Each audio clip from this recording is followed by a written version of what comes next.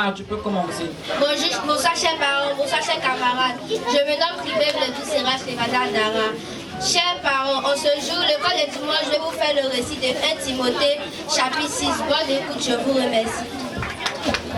Est-ce qu'on peut acclamer le Seigneur? Merci beaucoup, Dara.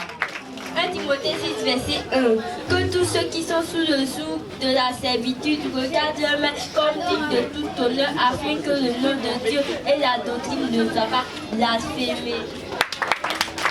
Que ceux qui ont des fidèles pour mettre ne les méprisent pas, sous prétexte qu'ils sont des frères, mais qu'ils les servent, d'autant mieux qu'ils sont des fidèles et bien aimés qui s'attachent à leur faire du bien. Enseigne ces choses et recommande-les. Bravo! Bonsoir chers parents, je me nomme Moyo Emmanuel. Et Timothée 6, verset 3. Si quelqu'un enseigne de mauvaises doctrines et qui ne t'attache point aux saintes paroles de notre Seigneur Jésus-Christ, qui est selon la piété. Et Timothée 6, verset 4. Il est enflé d'orgueil et il ne sait rien.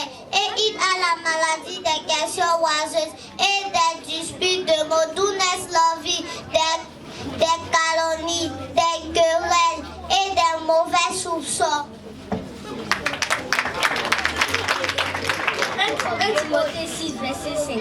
Les vaines discussions d'hommes corrompus, l'entendement privé de la vérité, et croyons que la piété est source de guerre. Je me nomme Corée Eliram Mayam Washington. C'est en effet une grande source de guerre que la piété avec le contentement. Car nous n'avons rien apporté dans le monde, il est évident que nous n'en pouvons rien apporter. 1 Timothée 6, verset 8. Tant que nous avons nourriture et vêtements, nous nous en contenterons. 1 Timothée chapitre 6, verset 9. Mais ceux qui veulent s'enrichir tombent de la tentation, le piège et dans beaucoup de désirs insensés, pernicieuses qui plongent les hommes dans la ruine et la perdition. 1 Timothée chapitre 6, verset 4. Car l'amour de l'argent est une racine de tous les maux. Et quelques-uns étant possédés se sont égarés, loin de la foi et se sont jetés dans bien des trous. Pour toi, homme de Dieu, fais ces choses. Recherche la justice, la patience, la piété, la douceur, la charité. Combat le bon combat de la foi. Saisis la vie éternelle à laquelle tu as été appelé et pour laquelle tu as fait une belle confession au besoin de grands nombre de nations. 1 Timothée 6, verset 13 à 14.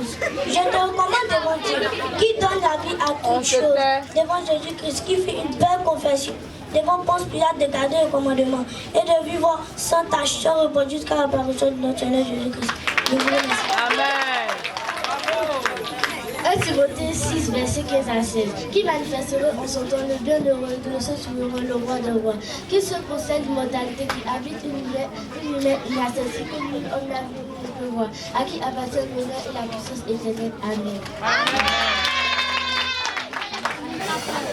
1 Timothée 6, verset 17. Recommande aux riches du présent siècle de ne pas être orgueilleux et de ne pas mettre toute leur espérance dans des richesses éternelles, mais de la mettre en Dieu, qui nous donne avec abondance toutes choses pour que nous en jouissions. Bravo! 1 Timothée chapitre 6, verset 18 à 19. Recommande du fait du bien d'être de bonne œuvre, d'avoir la libéralité, de la générosité et de s'amercer, ainsi pour l'avenir un trésor afin de saisir la vie véritable. Je vous remercie. 1 Timothée chapitre 6, verset 20 à 21. Ô Timothée, garde le dépôt en évitant les discours vains et profanes et les disputes de la fausse science, d'en font profession quelques-uns qui se sont ainsi détournés de la foi. Que la grâce soit avec vous. Alléluia!